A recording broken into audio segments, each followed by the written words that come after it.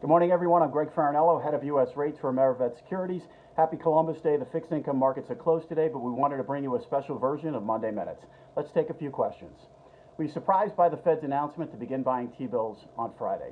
Surprised a little bit by the timing, but in general, not so much. We've been very vocal with our clients about the Fed's next logical steps to address some of the funding issues in the market, and we thought the logical place for them to start would be increasing the balance sheet through T-bills. Actually, last week, Chairman Powell, in a speech from Denver, was extremely explicit about the Fed's likelihood to target T-bills and the short end of the yield curve with balance sheet expansion, and we produced a video following that speech explaining to clients that we saw this as the next logical step. QE or not QE? Not QE, from our perspective. There's a lot of criticism at the Fed, a lot of comparison going back to the global financial crisis, and we point to really one thing here. What is the intent?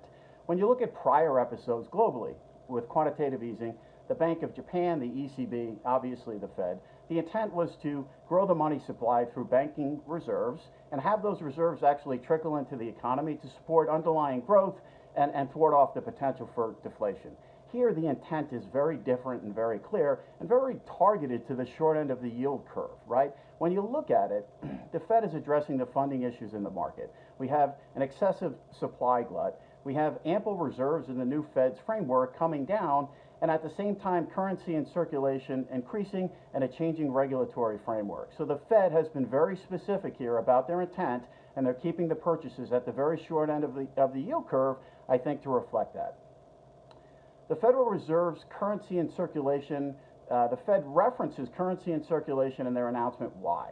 Currency in circulation is the physical currency in the market, right? So it's produced by the Treasury, but facilitated into the banking system vis-a-vis the Fed. It's the hard dollars for consumption in the market.